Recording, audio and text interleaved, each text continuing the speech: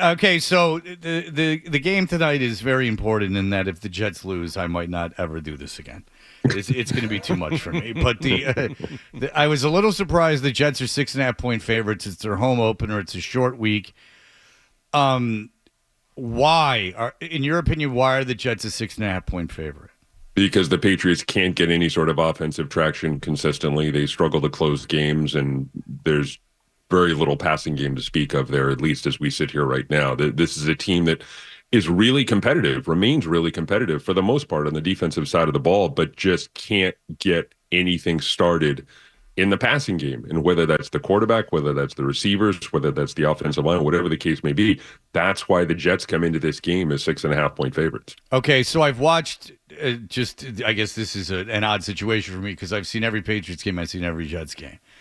And the Patriots have been able to run the ball well. They've been able to go into jumbo formations and kind of just announce they're going to run the ball and still have success.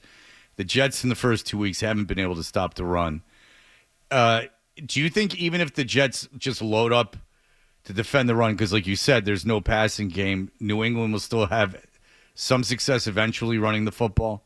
Yeah, I do. I think this is a really good running team. That being said, it's not sustainable over the course of 17 games to give the ball to Ramondre Stevenson 300 times. It's not going to work. And I do think in this matchup, if you're the Patriots, you want to do the same thing you did against Cincinnati. You want to try and string together some like 7-8 minute drives, keep Aaron Rodgers off the field for as long as possible, give the ball to Ramondre 25 times, load up with that jumbo package, at least a dozen, maybe 24 times, and you take your chances that way. Because if this game gets into the mid-20s, they don't have a chance. The Patriots don't have a chance. This is not, again, as we said before, this is not a team that's built to outscore another team. What they want to do is they want to run the ball, they want to take the air out of the stadium, and they want to just grind away at the Jets, who really struggle to stop the run. I mean, that's the one thing that if you're looking at this Jets defense that, hey, maybe there's a soft spot there. Okay, so real quick, just the you mentioned the Jets getting a lead. First of all, they've been killed. In the San Francisco game, the time of possession was ridiculous, and I also think it probably was in the Titans game. Do you like the Jets basically have one receiving weapon? If Mike Williams is on a pitch count, he doesn't get a lot of reps. But it's Garrett Wilson. Do you think it will just be Christian Gonzalez on Garrett Wilson tonight? And how do you view that matchup?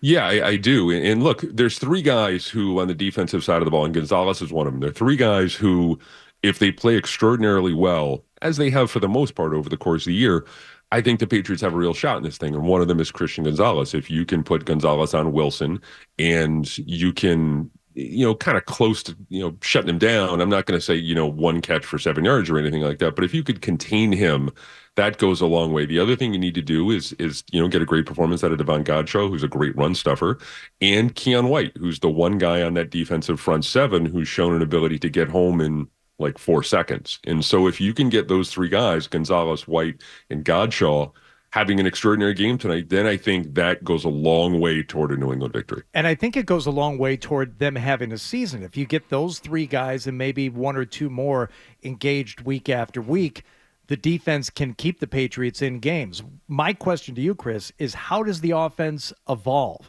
If you want them to develop just beyond a team that can run the ball, number one, you're not going to be able to sustain that. You can't keep giving the ball to Ramondre Stevenson 30 times a game and expect him to live through the season. Can the offense, as it's currently constituted, evolve to where they get some kind of a passing game going? I think there's a ceiling there for this offense over the course of the year. Really, for the most part, it comes down to a leaky offensive line. And from my perspective, the remedy for fixing a leaky offensive line, if you can't swap personnel in and out, is you got to get the quarterback on the run. Design bootlegs, motions. You need lots of motion. Get pop, poke, and then you build off the running game and build play action kind of into the mix, and you kind of go from there. But you have to, at this point, hope that Caden Wallace, who's probably going to be your left tackle tonight, and Layden Robinson, who I think has played well so far, continue to develop as rookies. And then you get to a point maybe next month where Cole Strange comes back and he can manage one of those guard positions. You know what you have with David Andrews and Michael Onwenu. So you start to kind of build off there. But in terms of overall improvement along the offense and the offensive line, that's where it's going to begin. Gerard Mayo said after the game last weekend that he wants to push the ball down the field. You are missing the left side of your offensive line at this point. You have a rookie right tackle starting at left tackle tonight.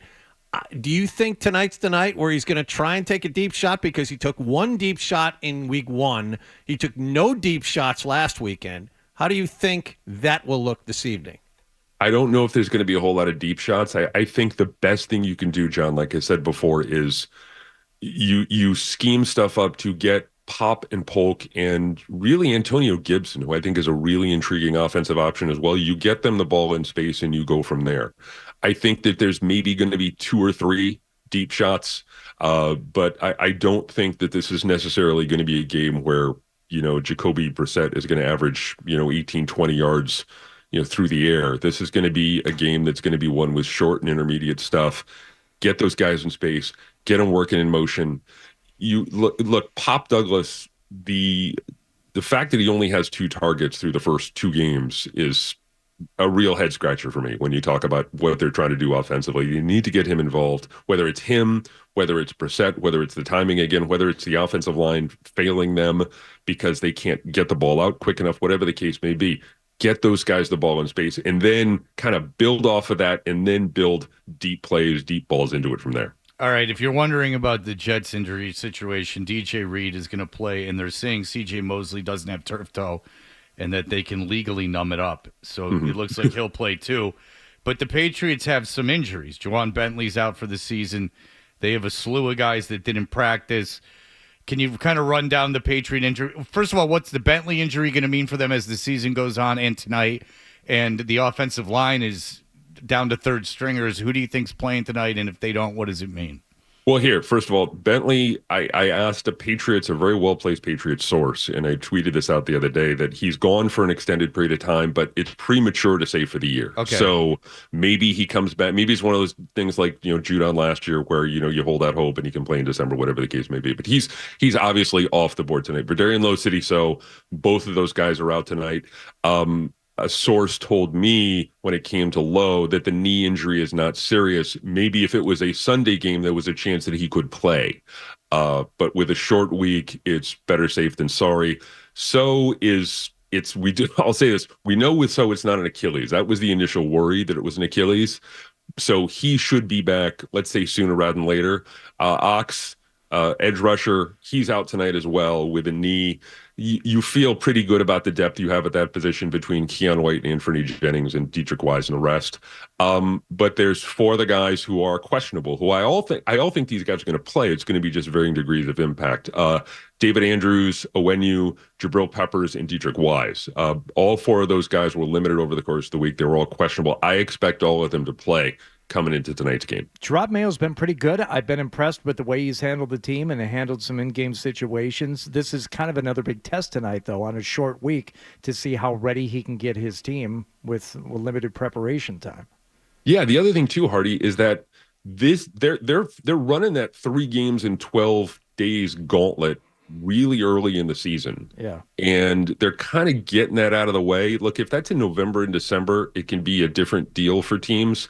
But I'm curious as to see how a rookie coach and a youngish team kind of handle that stretch. And if they come out of this thing with going 2-1, I think it says something about their overall resilience at this stage of the year. Look, I'm not going to sit here and say that they're going to be anything more than still a 5-6 win team, but I think that says something about their ability to prepare on a short week, divisional opponent, everything that goes into the conversation about the mental toughness that it takes to be able to make that turnaround in such a short time, play so many games in such a relatively short period of time.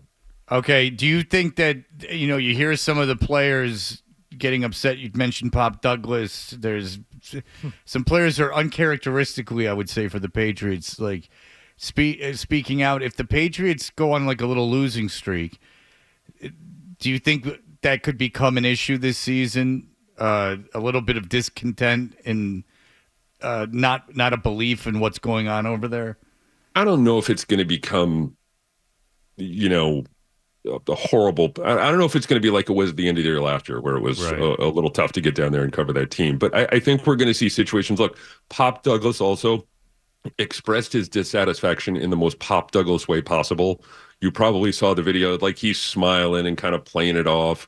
You also have Jalen Reagor with the Instagram post where he's talking, where it was like a luxury car in like the garage, and with the intimation that look, they want to take him, he's not being used properly. So I think you would see stuff like that. I don't think you're going to see a guy stand up in the middle of the locker room and say, screw this.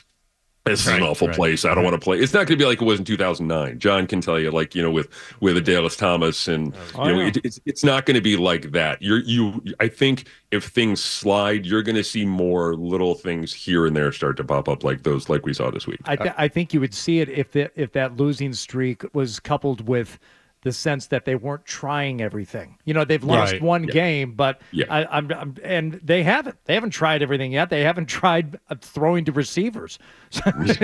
maybe at least if you tried that and it doesn't work, you have a chance of not losing the locker room, at least on the offensive side. I'm not positive tonight's the night to start trying to throw to receivers. The Jets cannot defend the run. If DJ Reed's playing, it's going to be very difficult to pass against him. All right, Chris, you give the ball to Ramondre 25 times and you take your chances. And I don't doubt, like, I'm dead serious, I don't doubt that the Patriots can dominate time of possession and keep it very close. And again, Thursday tends to equalize things a little bit. Yeah, exactly. And Rodgers can't move, but everyone who's telling you he can't throw has not seen him, because he can throw. And he loves to let the play clock run out. So Salah has to take timeouts. Yeah. Have you seen that, Christopher Price? Yes, I have. Yeah. Look, look, Aaron is going to be Aaron, and he's going to do his things his own way. So I just see that as another chapter in the book when it comes to the history of Aaron Rodgers. So that's not surprising at all. His nonchalantness borders on despicable. I'll tell you that. It's very frustrating to watch. All right, Christopher Price, thank you so much. If you like that clip, and how could you not? Check out more videos from Toucher and Hardy here. Point slightly up and to the left. For more Patriots analysis and opinion, hit this playlist. Point slightly down and to the left. And for the latest from the Sports Hub, download at 985thesportshub.com.